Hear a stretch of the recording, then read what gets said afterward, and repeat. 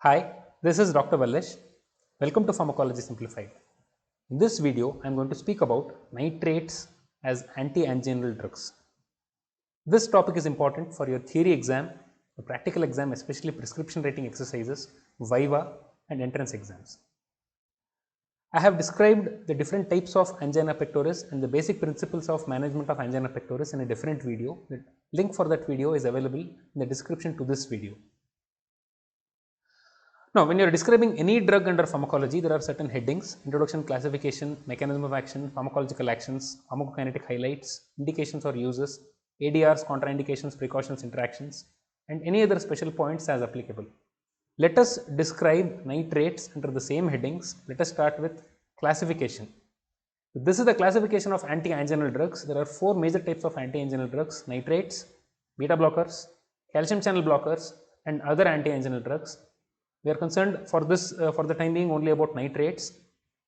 Nitrates are again classified based on their duration of action into short acting nitrates, including nitroglycerin or glyceryl trinitrate. Both of these are synonyms, and ISDN, isosorbide dinitrate. Both of these are given through sublingual route. These are short acting nitrates.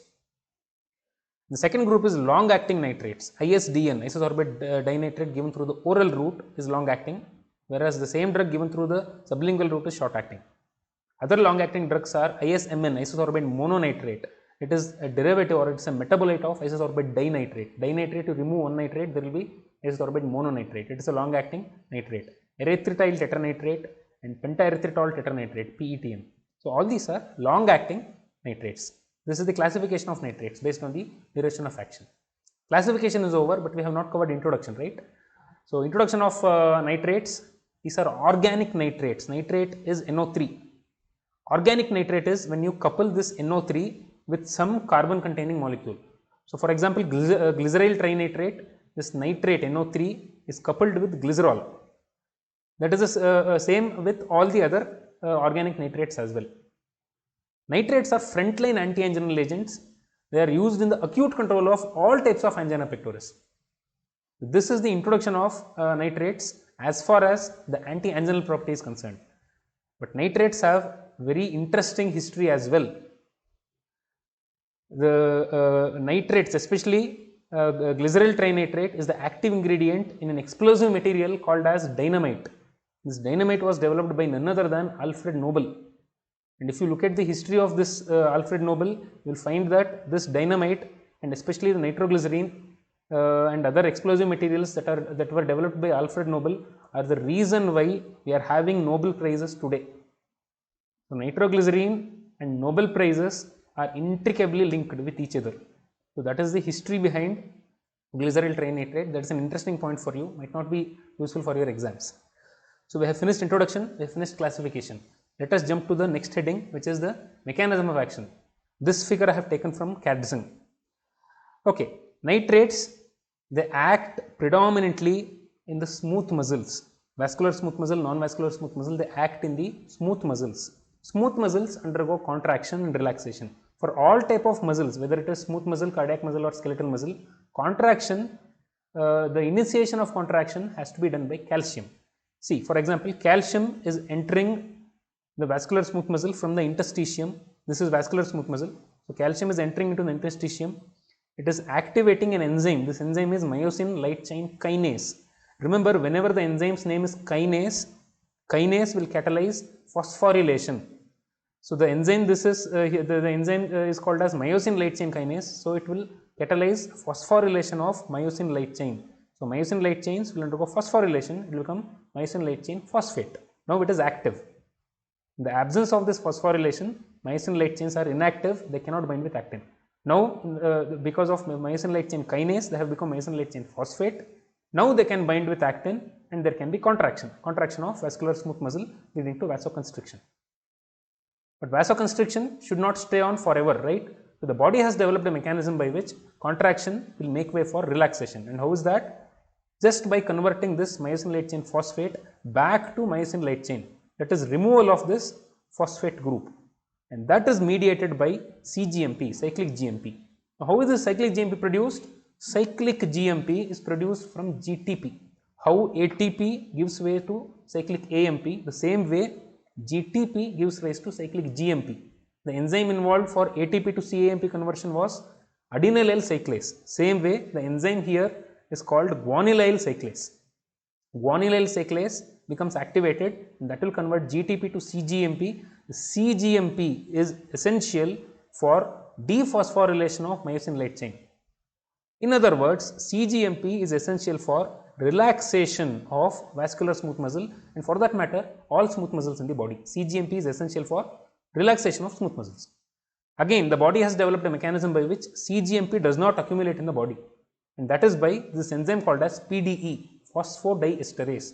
Phosphodiesterase decyclifies cyclic GMP. It converts cyclic GMP into straight GMP. Understood? So this is physiology.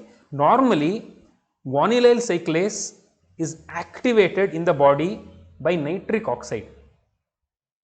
And where is this nitric oxide coming from? It is coming from endothelium.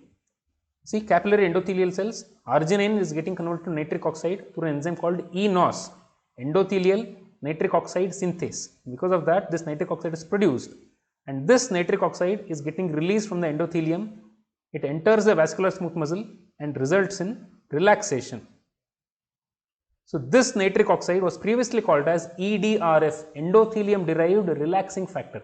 It is derived from the endothelium and it results in relaxation of the smooth muscle. That is the reason why it was called as EDRF.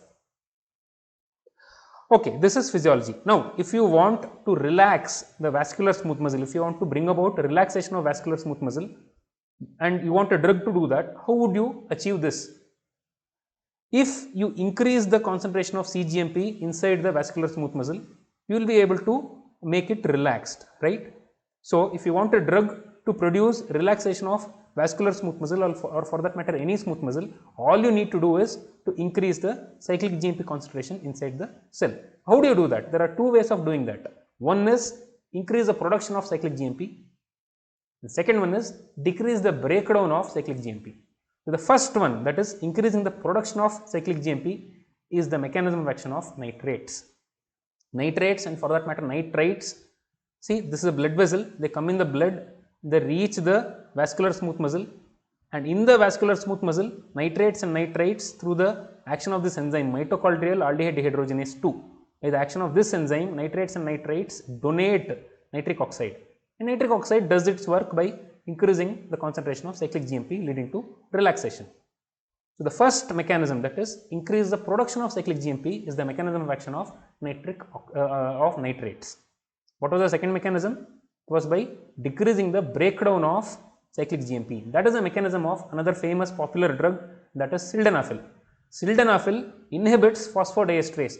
Specifically speaking, phosphodiesterase 5. There are various subtypes of phosphodiesterase. Sildenafil and other related drugs inhibit phosphodiesterase 5. If that is inhibited in the vascular smooth muscle, cyclic GMP concentration increases. So these two groups of drugs are acting by complementary mechanisms to produce relaxation. This relaxation of vascular smooth muscle. This concept is very, very important. Let me repeat this in a different format. What is the difference between nitrates and sildenafil when it comes to the mechanism of smooth muscle relaxation? Nitrates release nitric oxide. Nitric oxide increases the formation of cyclic GMP. Because of this, the concentration of cyclic GMP increases. Cyclic GMP starts accumulating inside the smooth muscle cells. This will lead to relaxation of smooth muscles.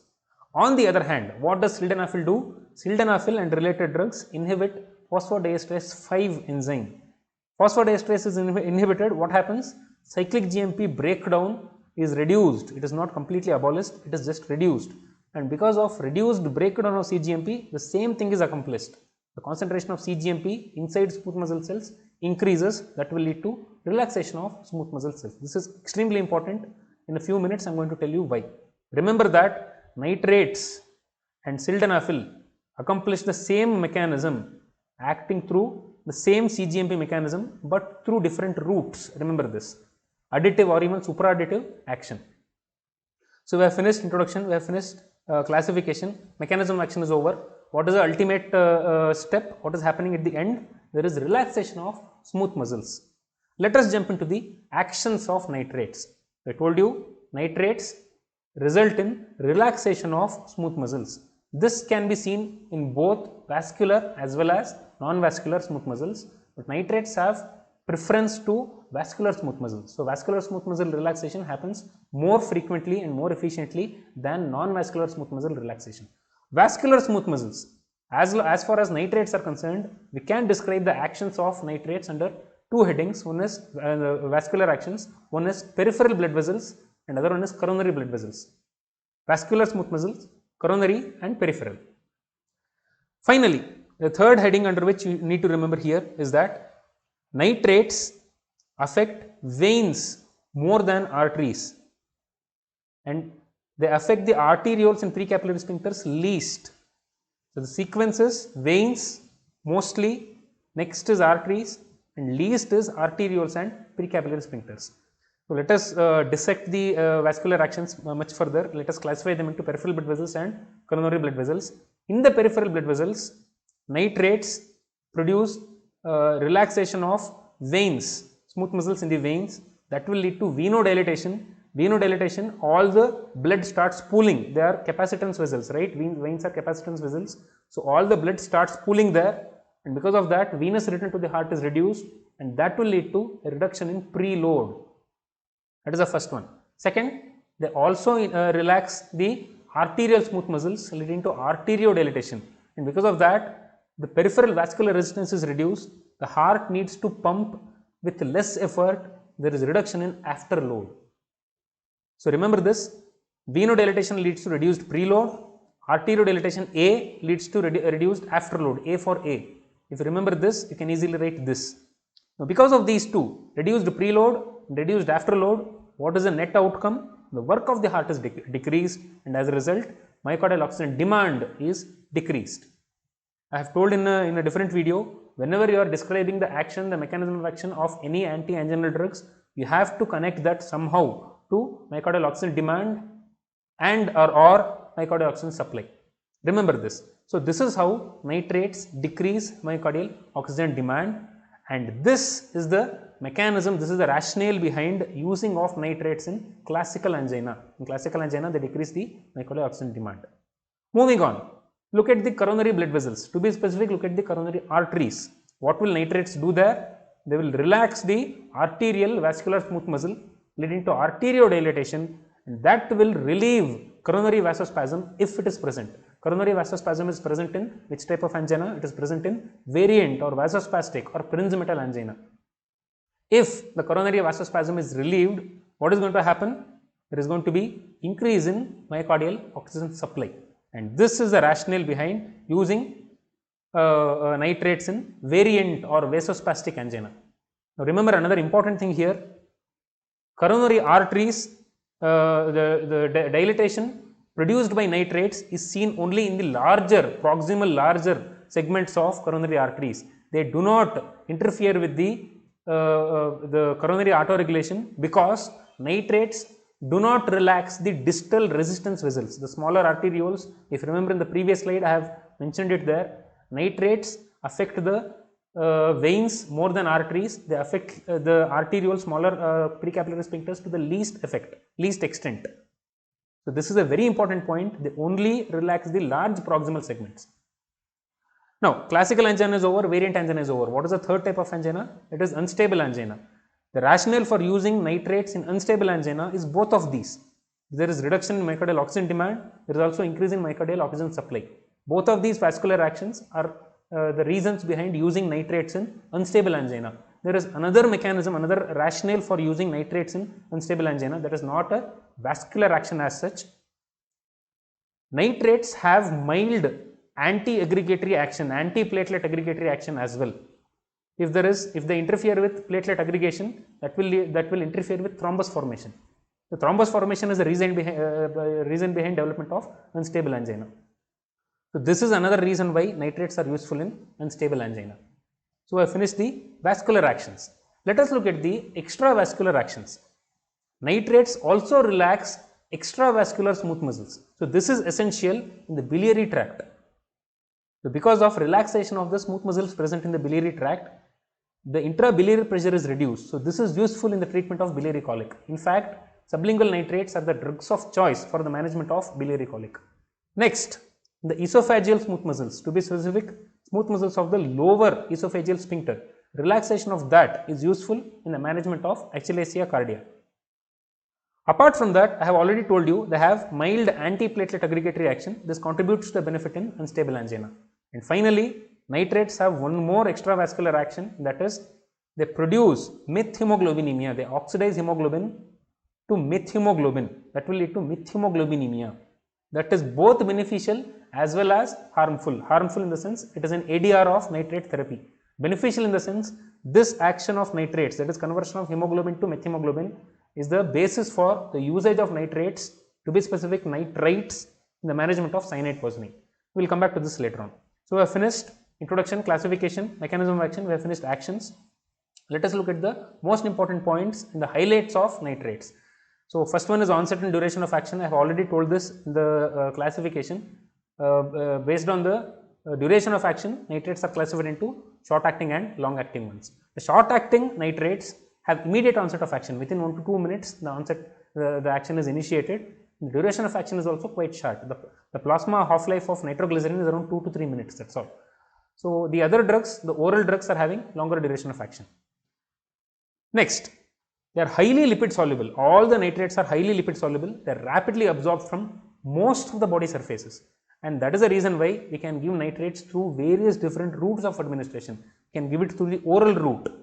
But the problem behind administering nitrates through the oral route is that they have extensive, they have high FPM. FPM stands for first pass metabolism, except ISMN. ISMN, isosorbide mononitrate, itself is the metabolite of isosorbide dinitrate, and that is the reason why isosorbide mononitrate has less first pass metabolism. If you want to give nitrates through the oral route, you have to prefer isosorbide mononitrate. Apart from oral route, you can also give nitrates through the sublingual route. In fact, sublingual nitrates are the most preferred route of administering nitrates, especially in a patient who is having acute attack of angina pectoris. You can also give nitrates through the transdermal route. Remember, they are highly lipid soluble. You apply nitrates on the skin, it gets absorbed through the skin. So, transdermal patches are also available for nitrates, especially nitroglycerine. You can also give nitrates through the intravenous route in certain severe cases. And finally, you can also give nitrates, to be specific nitrites, and to be specific amyl nitrate, through the inhalational route. They are available as vials. You have to crush the vials under a cloth and you have to inhale it. It is used in one condition, that is cyanide poisoning. Okay, so all these are the different routes of administration. This can be asked in your entrance exams. Different routes of administration of nitrates, even inhalational route is available. Remember that. Moving on, adverse effects of nitrates. So very easy to remember. What is the predominant mechanism, predominant action of nitrate? It is vasodilatation. It is arteriodilation and venodilatation. So this action is responsible for both the beneficial effect, as we saw in the management of angina pectoris, and this action is also responsible for the adverse effect. Starting from top to bottom, if there is excessive vasodilatation in the head, the patient will complain of fullness in the head.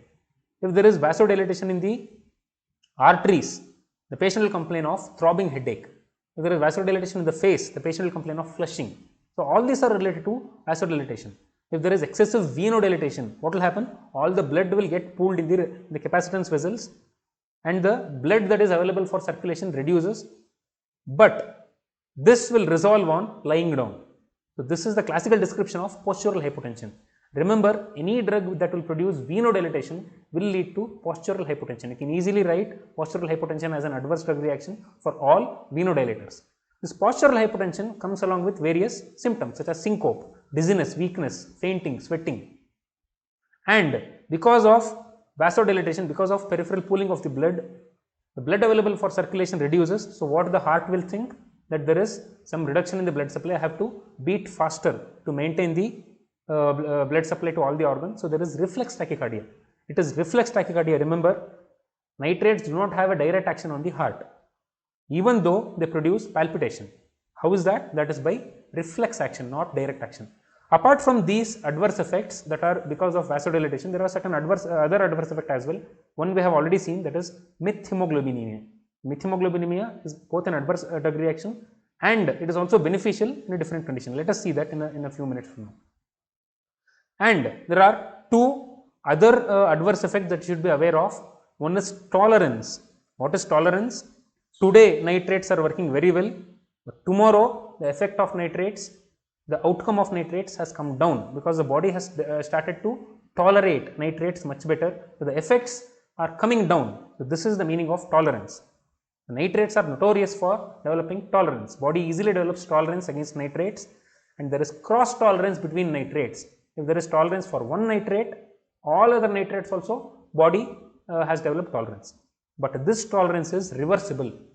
So that is the reason why the nitrates are not suitable for chronic administration. And development of tolerance is also the reason behind a very peculiar condition, which is Monday morning disease.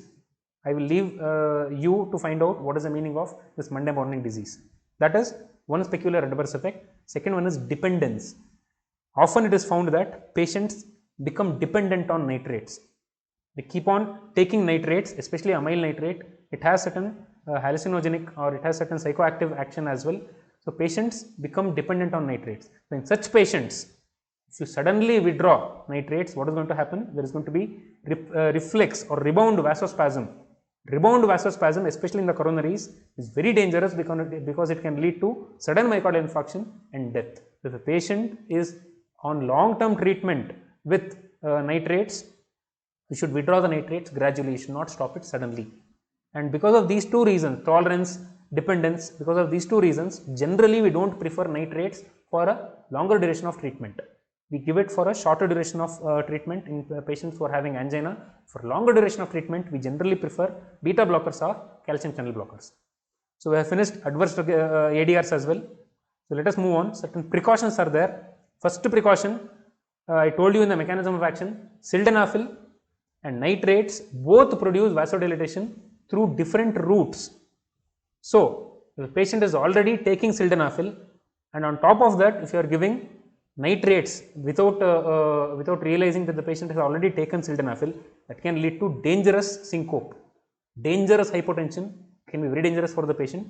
So you should take proper history. That is the first precaution.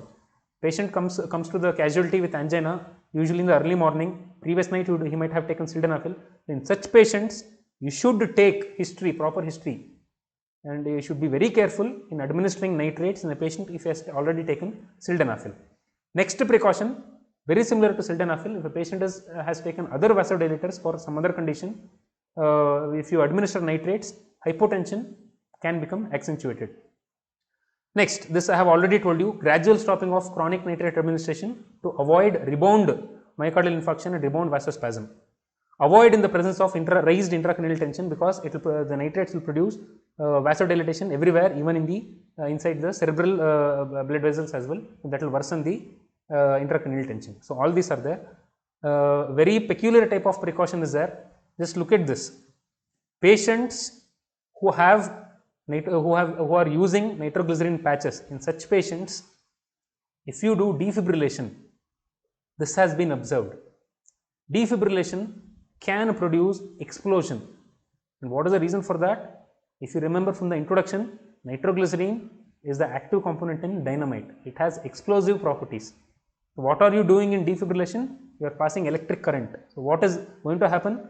Is this unexpected? Definitely not. So you should be very careful when you are giving defibrillator shock. You should watch out for nitroglycerin patches, and if there are nitroglycerin patches, you should first remove them and then you should give defibrillation. So all these are the precautions. Moving on, uses of nitrates. You can classify uses of nitrates into cardiovascular uses and extravascular uses. First use of nitrates, which chapter are we studying this under? We are studying this under angina. So the first use of nitrates, first cardiovascular use of nitrates is angina pectoris. You can use nitrates for the acute short-term treatment, symptom control of angina pectoris of all the three types: classical angina, unstable angina, vasospastic angina. You can use nitrates in all the three conditions. It is not suitable for chronic prophylaxis. In myocardial infarction, nitrates have adjuvant role. The same reason, they reduce preload, they reduce afterload, and because of that, the myocardial oxygen demand is reduced. So for salvage therapy, you can use nitrates. And in heart failure, again the same rationale, it will reduce the preload, it will reduce the afterload. So in advanced CHF, you can use nitrates for salvage therapy. And in patients who are having acute left ventricular failure, you can use nitrates to tide over the crisis. So all these are the cardiovascular uses of nitrates. Non-cardiac uses, we have already seen a few of these non-cardiac uses. The first one is in the management of biliary colic. Sublingual nitroglycerin, sublingual isosorbate dinitrate, drugs of choice for the management of biliary colic. Esophageal spasm, achalasia cardia, sublingual nitroglycerin again are used in the management of this condition. Cyanide poisoning, we are using sodium nitrite or amyl nitrite. The concept here is that the cyanide attaches to the electron transport chain, that will lead to the death of the patient. So how do you save the patient? Somehow you extract the cyanide from the electron transport chain and you somehow make it go out of the body, and you do that by converting hemoglobin to methemoglobin. You administer nitrite, amyl nitrite, what will happen? Hemoglobin gets converted into methemoglobin. Now, methemoglobin has a higher affinity to the cyanide than the electron transport chain. The moment cyanide sees this methemoglobin, it will immediately leave the electron transport chain and jump and get bound with methemoglobin. And what is formed? Cyan-methemoglobin is formed. So now your objective is satisfied, right? You have freed the electron transport chain, but still this cyanide is there in the body in the form of cyan-methemoglobin. How do you get rid of this cyan-methemoglobin? You give sodium thiosulfate. What will that do? Sodium thiosulfate will attract the cyanide. So sodium thiosulfate will become sodium thiocyanate. This cyanide is like a jumping jack. It will jump from one place to another place to the third place. So now this cyanide has jumped over to sodium thiosulfate. Now that has become sodium thiocyanate. Sodium thiocyanate easily gets excreted in the urine. So you have got rid of the cyanide. But in that process, you have converted hemoglobin to methemoglobin. What will you do now? How will you recover methemoglobin? You administer methylene blue. What will methylene blue do? It will convert methemoglobin to hemoglobin. So this is the complicated way of managing cyanide poisoning. There is an easier way of managing cyanide poisoning as well, that is by giving hydroxycobalamin. Similar mechanism, hydroxycobalamin easily attracts cyanide and it will become cyanocobalamin, and it is easily excreted as well. So these are the two ways in which you can manage cyanide poisoning. So that is the third extracardiac use of nitrate. To be specific, it is nitrate. Nitrates do not have this action, nitrates have this action. So we have finished the description of nitrates under all of these headings: introduction, classification, mechanism of action, etc. I hope I have been able to simplify this topic for you. If you have any doubts about this topic, please feel free to ask in the comment section. I will address them. Thank you. Namaste. Have a nice day.